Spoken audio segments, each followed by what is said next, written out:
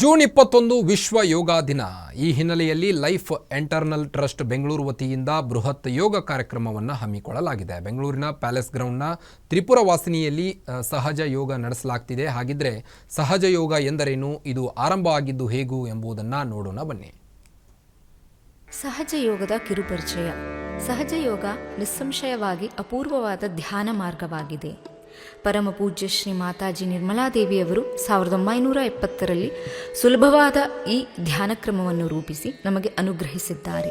ಶ್ರೀ ಮಾತಾಜಿ ನಿರ್ಮಲಾದೇವಿಯವರು 1970ರಲ್ಲಿ ಸಹಜಯೋಗ ಧ್ಯಾನ ಕ್ರಮವನ್ನು ರೂಪಿಸಿದ ದಿನದಿಂದ ಬಹಳ ಶ್ರಮಪಟ್ಟು ದೇಶ ವಿದೇಶಗಳಲ್ಲಿ ಸಂಚರಿಸಿ ಸಹಜಯೋಗ ಧ್ಯಾನ ವಿಧಾನದ ಮೂಲಕ ಸಾವಿರಾರು ಜನರಿಗೆ ಆತ್ಮ ಸಾಕ್ಷಾತ್ಕಾರವನ್ನು ಅನುಗ್ರಹಿಸಿ ಅವರ ಜೀವನ ಸಾರ್ಥಕಗೊಳಿಸಿದ್ದಾರೆ. ಸಹಜ ಯೋಗ ಅಭ್ಯಾಸದಿಂದ ವ್ಯಕ್ತಿಯ ದೈಹಿಕ, ಮಾನಸಿಕ ಹಾಗೂ ಭಾವನೆಗಳನ್ನು ಮೀರಿದ ಅಂತರ್ಗತ ಚೈತನ್ಯ ಶಕ್ತಿಯ ಅದ್ಭುತ ಅನುಭವ ಆಗುತ್ತದೆ. ಸಹಜ ಎಂದರೆ ಪ್ರಕೃತಿ ಸಹಜವು ನಮ್ಮೊಂದಿಗೆ ಜನಿಸಿದ್ದು ತಂತಾನೇ ಸ್ಫುರಿತಗೊಳ್ಳುವುದು ಎಂದರ್ಥ. ನಮ್ಮೊಂದಿಗೆ ಜನಿಸಿದ ನಮ್ಮೊಳಗೆ ಇರುವ ಅಂತಃಶಕ್ತಿ ಕುಂಡಲಿನಿ ಶಕ್ತಿ. ಇದು ಸರ್ವವ್ಯಾಪಿಯಾದ ಪರಮಾತ್ಮನ ಚೈತನ್ಯದೊಂದಿಗೆ ಒಂದಾಗುವುದೇ ಯೋಗ. ಸಹಜವಾಗಿ ಲಭಿಸಬಲ್ಲ ಈ ಯೋಗ ವಿಧಾನಕ್ಕೆ ಶ್ರೀ ಮಾತಾಜಿ ಅವರು ಸಹಜ ಯೋಗ ಎಂದು ಸರಳವಾದ ಹೆಸರನ್ನಿಟ್ಟಿದ್ದಾರೆ. ಪ್ರತಿ ವ್ಯಕ್ತಿಯ ಬೆನ್ನು ಮೂಳೆಯ ಬುಡದಲ್ಲಿ ತ್ರಿಕೋನಾಕಾರದ ಮೂಳೆಯ ನಡುವೆ 3.5 ಸುತ್ತು ಹಾಕಿಕೊಂಡ ಈ ಕುಂಡಲಿನಿ ಶಕ್ತಿಯ ಜೊತೆಗೆ ಇಡ, ಪಿಂಗಳ, ಸುಷುಮ್ನ ಎನ್ನುವ 3 ನಾಡಿಗಳು ಮತ್ತು ಮೂಲಾಧಾರ, ಸ್ವಾದಿಷ್ಠಾನ, ನಾಭಿ, ಅನಾಹತ, ವಿಶುದ್ಧಿ, ಆಜ್ಞಾ, ಸಹಸ್ರಾರ ಎನ್ನುವ 7 ಚಕ್ರಗಳಿವೆ. ಸಹಜಯೋಗ ತಿಳಿಸುವ ಧ್ಯಾನ ಕ್ರಮವನ್ನು ಚೆನ್ನಾಗಿ ಪಾಲಿಸುವ ಯಾವುದೇ ವ್ಯಕ್ತಿಗೆ ಈ ಕುಂಡಲಿನಿ ಶಕ್ತಿಯ ಅನುಭವ ಖಂಡಿತ ಆಗುತ್ತದೆ.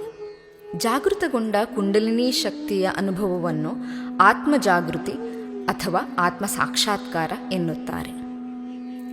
ಈ ದಿವ್ಯಾನುಭವ ಬೇಕೆಂಬ ನಿಜವಾದ ಆಸೆಯಿಂದ ಸಹಜಯೋಗ ಧ್ಯಾನಕ್ಕೆ ಕುಳಿತಾಗ ಈ ಸೂಕ್ಷ್ಮ ಶಕ್ತಿ ಸುಷುಮ್ನಾ ನಾಡಿಯಲ್ಲಿ ಹರಿಯುತ್ತದೆ. ನಮ್ಮಲ್ಲಿನ ಚಕ್ರಗಳನ್ನು ಜಾಗೃತಗೊಳಿಸಿ ಬಲಗೊಳಿಸುತ್ತಾ ಆಜ್ಞಾಚಕ್ರ ದಾಟಿ ಸಹಸ್ರದಳ ಸ್ವರೂಪಿ ಸಹಸ್ರಾರ ಚಕ್ರ ತಲುಪುತ್ತದೆ.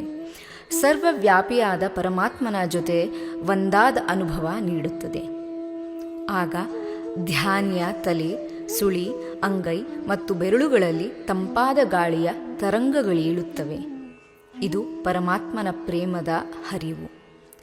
ಧ್ಯಾನಿಯು ಈ ತರಂಗಗಳ ತಂಪಾದ ತಣ್ಣನೆಯ ಅನುಭವವನ್ನು ಆನಂದಿಸುತ್ತಾ ಹಾಯಾಗಿ ತನ್ನನ್ನೇ ಮರೆತು ಪ್ರಶಾಂತ ಸ್ಥಿತಿಯನ್ನು ತಲುಪುತ್ತಾನೆ.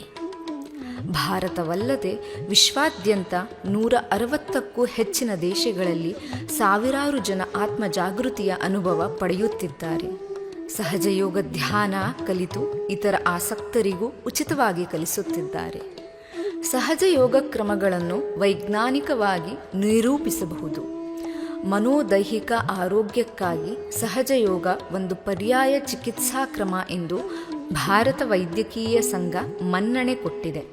ಮುಂಬಯಿಯ ವಾಶಿ ಎಂಬಲ್ಲಿ ಶ್ರೀ ಮಾತಾಜಿಯವರು ಅಂತಾರಾಷ್ಟ್ರೀಯ ಸಹಜ ಯೋಗ ಸಂಶೋಧನಾ ಸಂಸ್ಥೆಯನ್ನು ಸ್ಥಾಪಿಸಿದ್ದಾರೆ.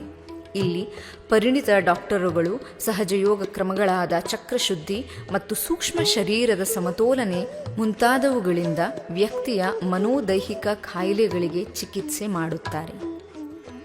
ನಮ್ಮೊಳಗಿನ ಅಸಮತೋಲನೆಯನ್ನು ನಿವಾರಣೆ ಮಾಡಿ ಆಂತರಿಕ ಸಮತೋಲನೆಯನ್ನು ತರುವುದೇ ಸಹಜ ಯೋಗದ ಉದ್ದೇಶವಾಗಿದೆ. ಸತತವಾಗಿ ಸಹಜಯೋಗ ಧ್ಯಾನ ಮಾಡುವುದರಿಂದ ಗುಣಾತ್ಮಕ ವ್ಯಕ್ತಿತ್ವ ರೂಪುಗೊಳ್ಳುತ್ತದೆ. ಸಹಜ ಯೋಗದ ಮೂಲಕ ಆತ್ಮ ಸಾಕ್ಷಾತ್ಕಾರದ ಅನುಭವ ಪಡೆಯಲು ನಿಮ್ಮನ್ನು ಆಹ್ವಾನಿಸುತ್ತಿದ್ದೇವೆ.